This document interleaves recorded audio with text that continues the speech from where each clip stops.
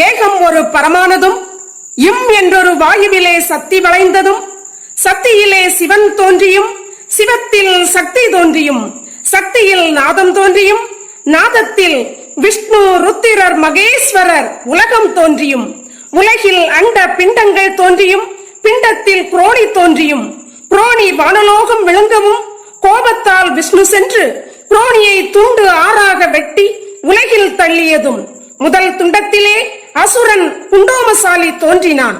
இவ்வாறே நீடிய யுகம், சதுர்யுகம், நெடிய யுகம், கிரேதாயுகம், திரேதாயுகம் என்று யுகம் பல கடந்து துவாபர யுகம் மலர்ந்தது.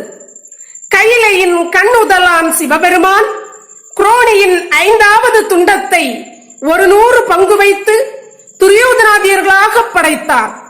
திரேதாயுகத்திலே ராமபிரானுடைய தம்பியர்களான லக்குவன், பரதன், சத்ருக்கன் மற்றும் விபீடனன், சாம்பவன் ஆகியோரை பாண்டவர்களாக படைத்தார். இலங்கையின் அசோகவனத்திலே சீதை சிறையிருக்கும் போது அன்னைக்கு தோழியாக இருந்த திரிசடையை திரௌபதியாக பிறவி செய்தார் ஈசன். துரியோதனாதியர்கள் அத்தினாபுரத்தை ஆண்டு வந்தனர்.